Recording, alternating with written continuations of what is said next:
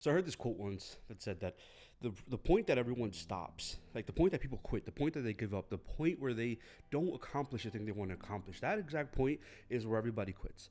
Like the difference between people who are successful, people who make things happen, people who create their dreams, people who actually do something good, is that they get to that point and they don't quit. Like they see this possibility, this reality, they see this chance to just say, you know what, I'm giving up on what I wanted to do, giving up on what's in my heart. I'm giving up on this thing that I desired to do because I haven't been successful in the efforts. And the people who are the most successful are the people that have gotten to that point and said, I'm going to push a little more.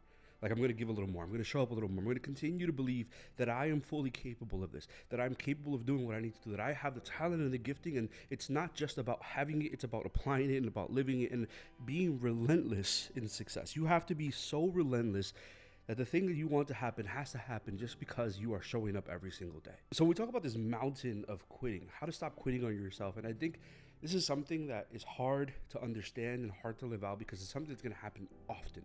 Like, there is no person in this world, I don't care how successful you are, I don't care how well known you are or how much emotional maturity you have or where in your life you think you have it all together. There always comes a point when we start something new, when we start a task, even when we do something we already know, that we have to make this decision. Is this worth pressing into? Like, is this thing going to be something that's going to be fruitful or not fruitful? Am I going to give up on it? Am I going to press harder? Am I going to try harder? And first of all, before we even dive into anything, if it's something that's genuine in your heart, if there is a nudge, if there's something that's being pushed and something being pulled in your heart, and you feel like you belong in this thing, then yes, you belong there. Like that is the simple, upright, and straight answer, that this is something that belongs in your life because it belongs there. Right? That's as simple as that. If you know that you're good at this, if you know that it's a talent of yours, you know that you are capable of just being the best version of you within it, then yes, of course, if you're doing things because you want money or because you want fame or you want people to know you or from a wounded place, if you're responding from a wound, you'll never be happy because you're only responding out of your hurt, not out of your healing. You're not responding out of growth, you're responding out of something that died. So we won't grow into the things that we're supposed to be in, and that's why it's so easy to quit and just not care about it because you don't belong there. You know internally and deeply that it's from something else, it's not from who you actually are.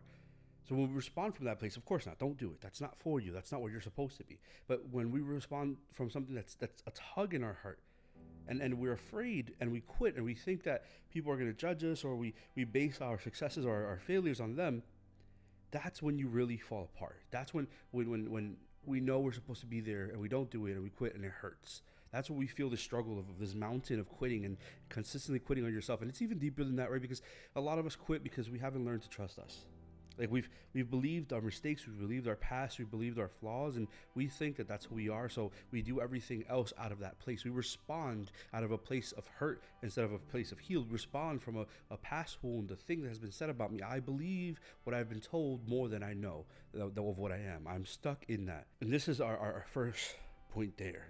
That the reason that we struggle with this mountain of quitting is you don't trust yourself because you don't keep the promises that you make to yourself. You don't allow yourself to actually live in something fully and be who you fully can be, fully are, because you didn't keep the promises that you made to yourself before. You allowed yourself to revert. You allowed yourself to go back. You allowed to do things. So what happens is subconsciously or even consciously for a lot of us, we knew that we couldn't at that point because we went back and reverted. So what we say is, I'm never going to try again because I've done.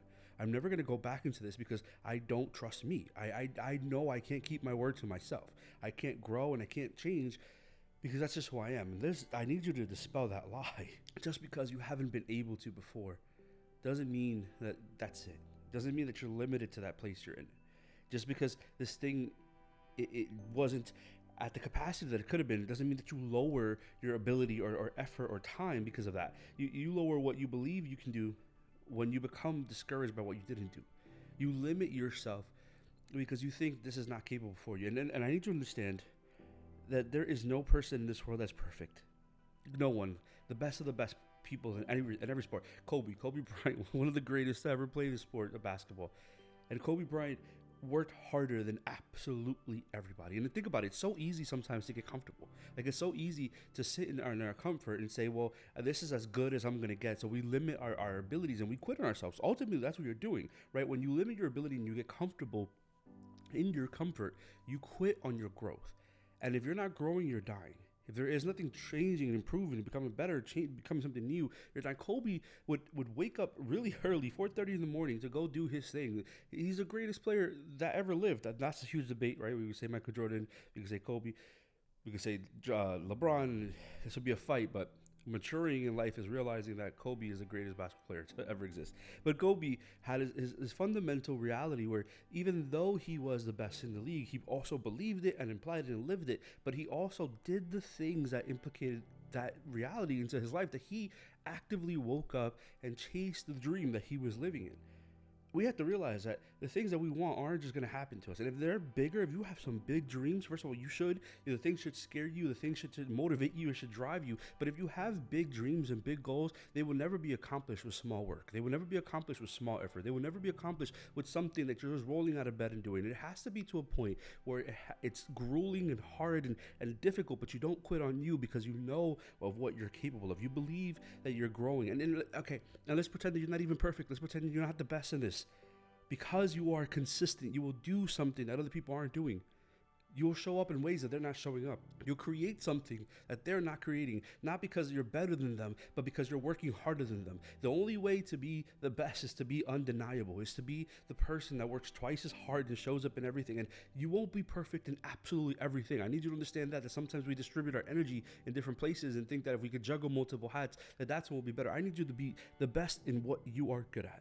Improve at that, and then include other things later on, but make that the center focus of where your energy is distributed. Because if you are divided, you'll be conquered, right? You can't create something good in a place that you aren't giving your absolute focus to. Kobe, that same component. Basketball was everything. Obviously, his life revolved on other things. He was a faithful man. He would go to mass on regular weekday masses, and he would sit there and he would live that. And that was his faith was a grounding thing for him. But his life revolved around the thing that he had the passion for. Obviously, God is separate. That's God is above all things. But in this world, in this earth, what his passion was. Passion should drive our desire and not our fear. What happens for a lot of us is that we get stuck in this fear mode. We think that we failed before, so we're going to fail again. We think that this isn't going to happen. There's another quote, right, that says, if you knew that your life was just 30 failures away, how quick would you try to fail?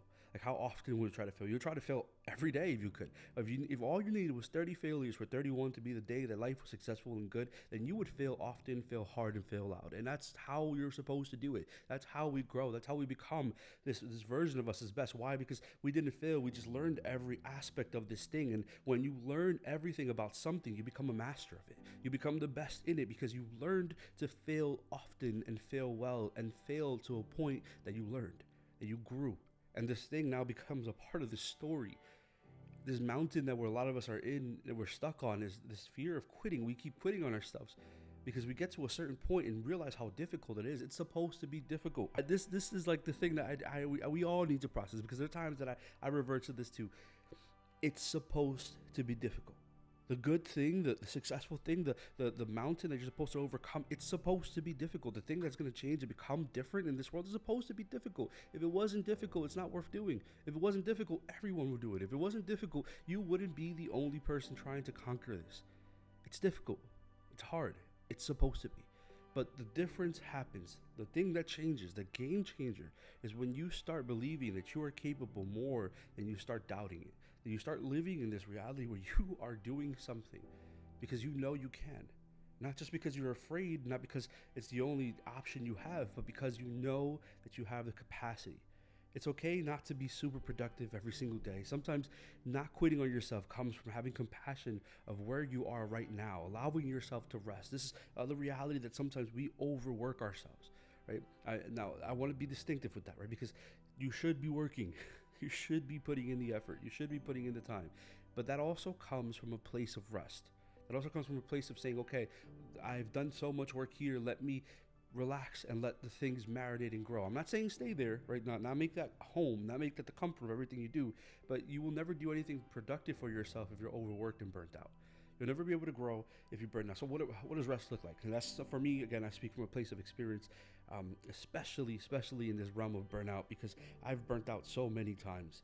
And there was a season in my life where I was just teaching and I was traveling as a speaker and I was writing for organizations and I was doing all these things that got me to a point where I was just like, man, I don't want to do any of this. Like, it's just a reality that it just didn't sit right. And for me, I'm very fortunate that I got this positive image of work. Well, in a way, positive image of work from my family, because again, Dominican. So Dominicans, we pride ourselves, especially as men, as to the work that we do, right? And so my grandfather would wake up at 4 in the morning to go and to work in a factory. And first of all, there's nothing wrong with working in a factory. There's nothing wrong with having a real job. There's nothing wrong with having a job that you work with your hands. There's nothing wrong with that. But it's also very distinctive to think that that is the limit to the life that they believe, because that's all they were capable of doing. But then there's something beautiful that comes with this. There's always this beauty and this symmetry, because there is a work ethic that was driven there that many people don't have. And I'm grateful for the life that I grew up in. By no means was I like dirt poor and we lived in the streets, but there were many times where I now in retrospect, I could see that my mom had to squeeze things to make things happen. In fact, there was a point in our lives where we lived in a room. Like my mom and I were living literally in a room. We rented a room, and that was a life. And when we were living before that, right, we were living with my grandparents, it was amazing to see what that work ethic looked like. And I think that that's only found, the reason that I am the way I am today, the reason that I push myself so much and that I put myself out there and I develop and hone in and grow in my skills, and this again is personal to me, but hopefully you're connecting to something here, is because I was able to see enough suffering and enough effort to see what it looks like to make change, to see what it looks like to show up and wake up early and do the work that other people don't want to do, and become different and be something different, to also see the fact that I had to go through that, and I hope to never go through that again, to never live in that, and not quitting on me, and knowing that I have to bet on me because I'm the only one that's going to show up and do the work for me, being able to take that ugly and see the beauty within it, and then implement that in my life, and never want to be in a position where that's the last thing I have.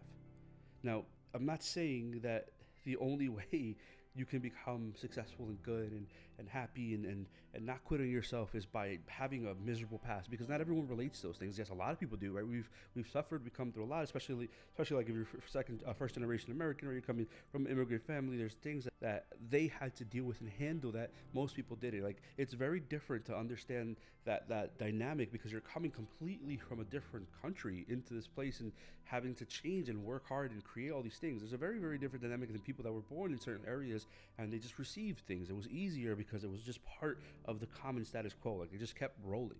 I'm not saying everyone has the same situation or same background, but I am saying that everyone has the same motivation when it comes to growth, when it comes to not quitting, when it comes to changing. We all have that same exact thing. Whatever that thread looks like, it might look different, but it all leads to the same place, the same way.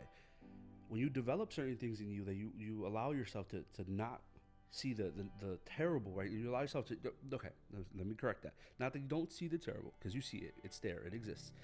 But it doesn't drive what you do next. Like, it doesn't make you say, I'm not going to do this because I've seen what this looks like and it hasn't been successful for them or for me or for my past, so I'm not going to waste my time on it. When you don't allow those things, those terrible things, to continue to dictate your steps and your path, that's when you limit what that's like. Now, I do want to emphasize the rest, because it's important. How do you rest? Like, I struggle with this when I'm bringing this to this point with burnout. And it's really prioritizing things that take you away from everything else. Like, obviously, there's certain things that we can never leave. Like, I have a son, right? I have to care for him, and I have to be there and present, and, my family, my friends. But it's being able to prioritize time that is just dedicated to checking in with yourself. And sometimes that could take a day or 2 days, whatever that is, or 3 days, whatever that looks like. It's being able to just sit and say, this is where I'm at right now. And for right now, for the time that I'm here, I'm just going to disconnect from everything else. I think one struggle that we have, and I know I struggle with this. I mean, most people do. And chances are, if you're like listening to this podcast or watching it, or if I somehow made this into a short somehow, if that particular thing, if you're on one of these things, particularly, this might be one of those issues that you have. And this is the whole facet of the digital era that we're in. Right? Again, you could do like the whole blue light and all those things, and how your serotonin is confused and conflicted, and how dopamine is released whenever you're on like social media and all those things. There's a science to that. It's really deep, but just the very practical of it, that there is something that we're constantly doing, so our brains are constantly running. If we need to disconnect, we need to have times and moments where I literally do nothing. Like I sit and read, or I sit and just stare at a wall, watch paint dry, do something that's taking you away from this realm of just constant stimulation, and it's allowing you to just be present with you. The reason that a lot of struggle to know ourselves, to really have confidence in us, to really trust ourselves, is because we never spend time alone.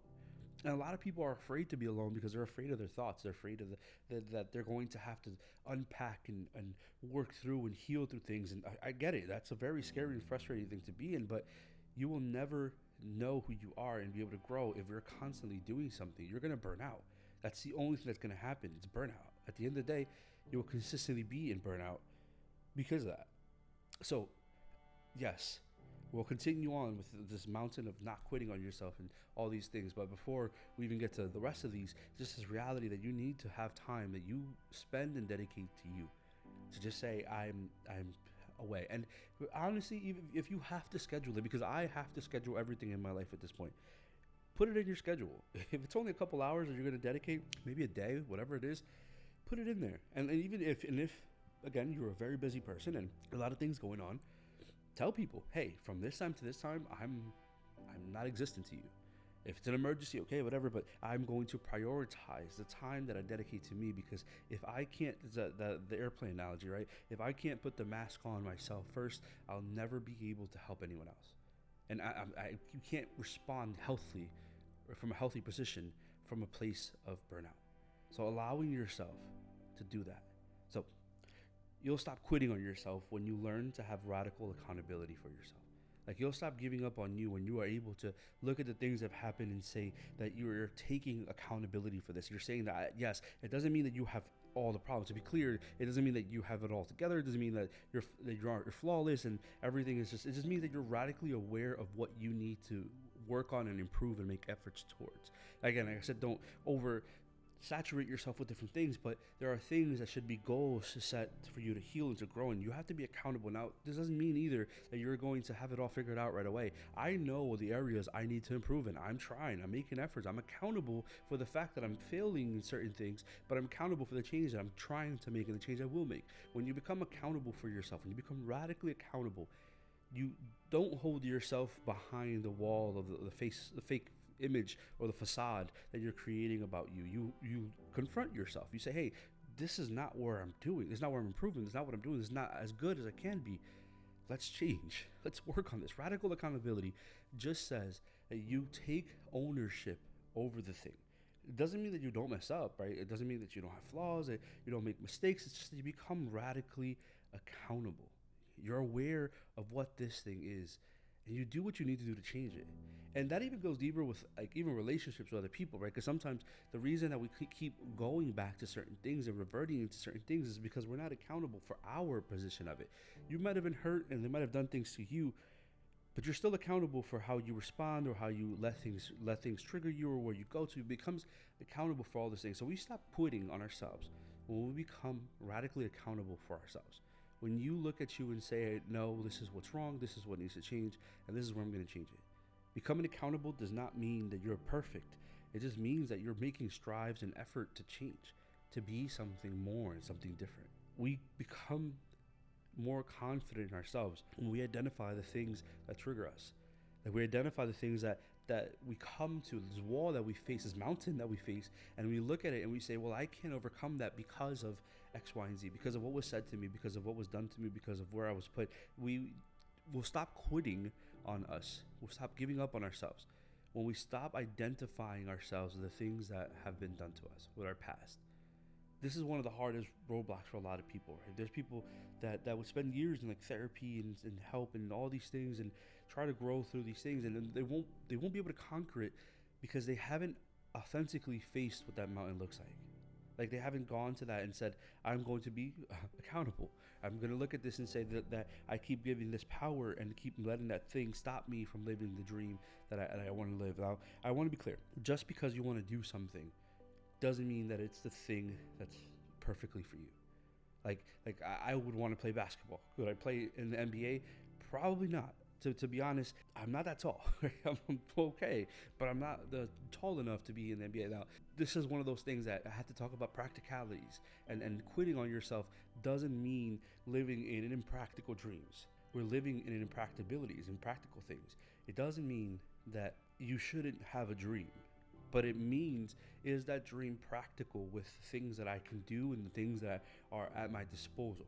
You can work as hard as you want, right? I can practice every single day and I can shoot a 3-pointer every single moment. I might be the best coach ever, but the reality is that I probably right now, right, wouldn't make it, right? Wouldn't make it into something like that. So is it practical? Is the thing that you are in actually practical?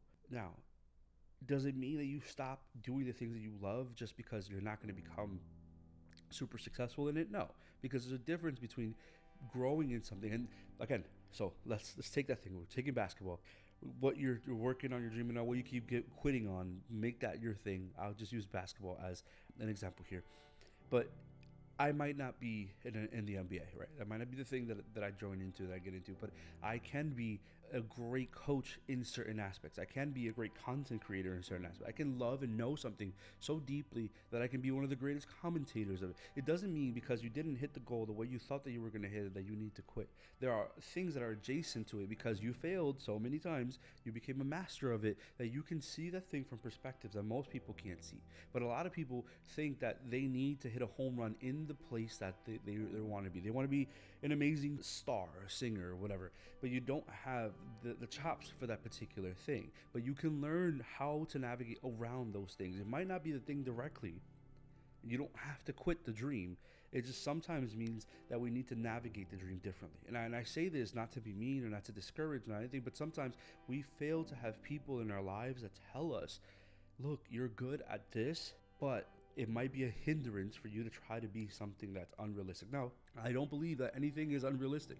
So this is the hard part, because there has to be this level of insane work and insane growth, and everything is possible, but is it probable? That possible and probable are two different things.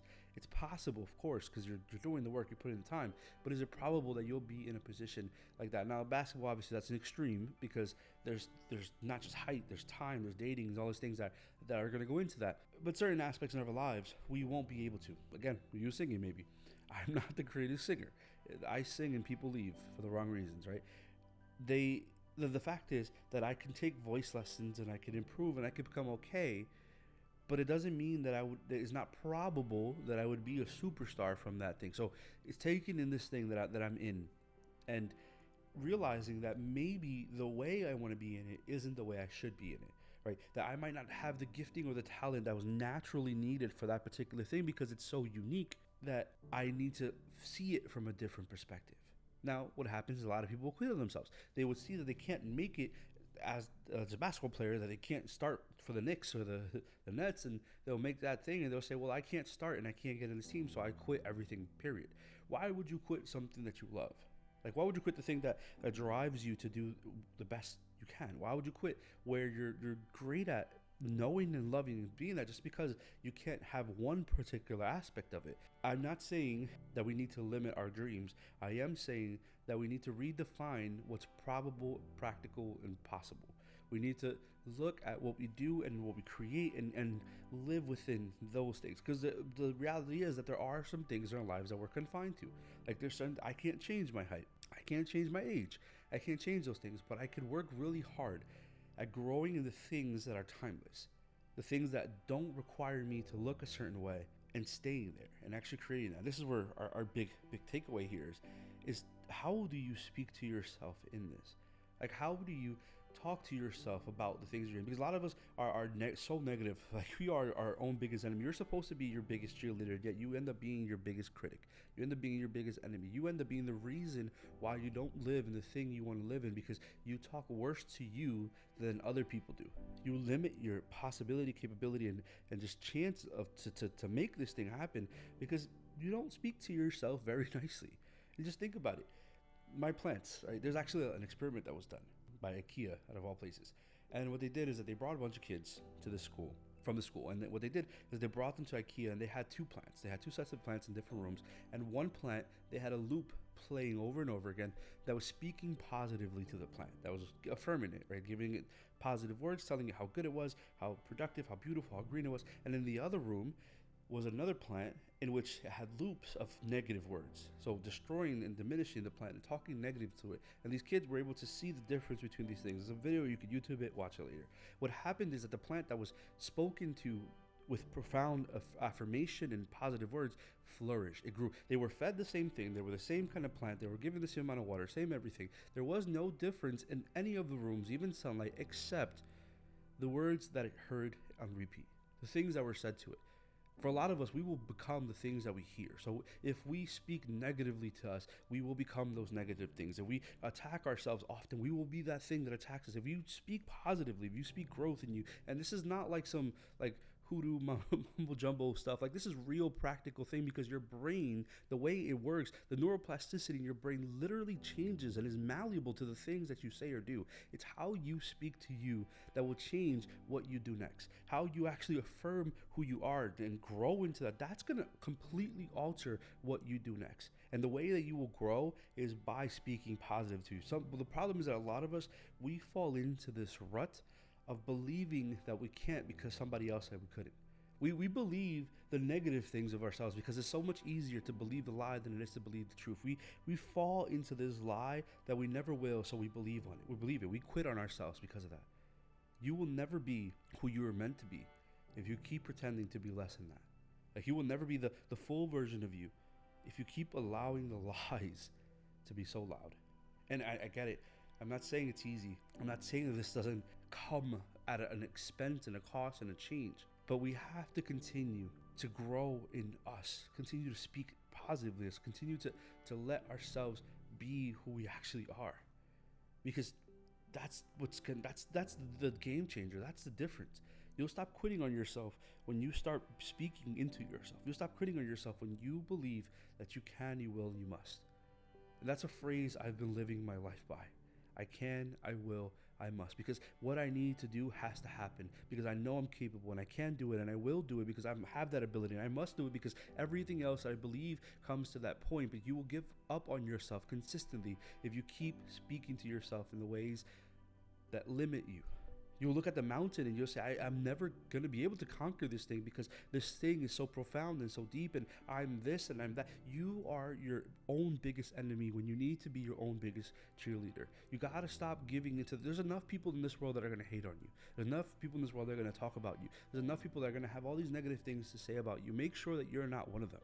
Make sure that you're not joining in at the meaning and the destroying of your character and of your weight and of who you are because you think that you're not capable. You are more than capable.